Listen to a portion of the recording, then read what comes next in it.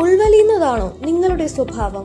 എങ്കിൽ ഇത് നിങ്ങളെക്കുറിച്ചാണ്. ഇൻട്രോവേർട്ട് സ്വഭാവമുള്ളവർ അധികം സംസാരിക്കില്ലെന്നും സ്വയം ഉൾവലിയുന്നവരാണെന്നും എല്ലാവരുടെയും ഈ ഒരു ഏകദേശ ധാരണയുണ്ടാകും.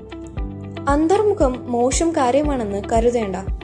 കരിയറിലും ജീവിതത്തിലും ഉയർച്ച നേരിടുന്നവരിൽ അന്തർമുഖരാണ് വെറുതെ ഒച്ചയെടുക്കുന്നവരെക്കാൾ മുന്നിലെന്ന് പഠനങ്ങൾ തെളിയിച്ചിട്ടുണ്ട്.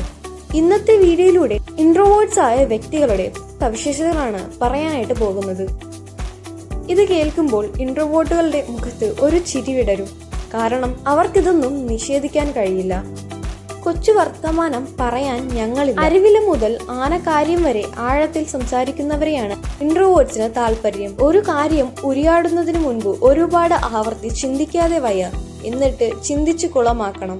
ആളുകൾ കൂടുന്നിടത്തും ആളുകളോട് ചേരുന്നിടത്തും നിൽക്കേണ്ടതുണ്ടോ?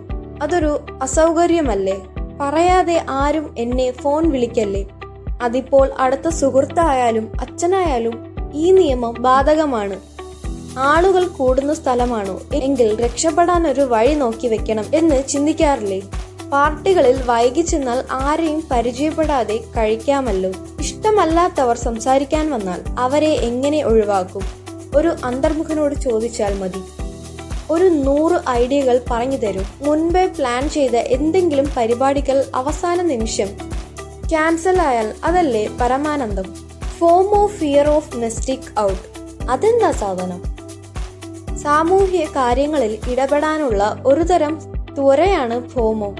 ബാക്കിയുള്ളവരുടെ ഇടയിൽ നിന്ന് നമ്മൾ പുറത്താകുമോ എന്ന് ഒരു തരം തോന്നൽ. കല്യാണമായാലും പാർട്ടി ആയാലും പെട്ടെന്ന് അവസാനിപ്പിച്ചുകൂടെ? എന്തിനാ ഇതിനൊക്കെ ഇത്ര ദൈർഘ്യം? നീയൊരു പഴഞ്ചനാണല്ലോ എന്ന് പറയാത്ത ആരും ബാക്കിയുണ്ടാകില്ല.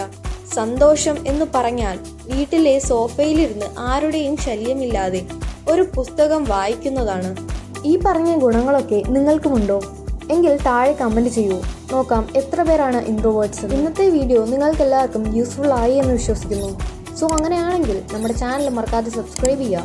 കൂടാതെ അടുത്ത് കാണുന്ന ബെൽ ബട്ടൺ എനേബിൾ ചെയ്യുക. നിങ്ങൾക്ക് ഈ വീഡിയോ ഇഷ്ടമായെങ്കിൽ ലൈക്ക് ചെയ്യാനും മറക്കരുത്.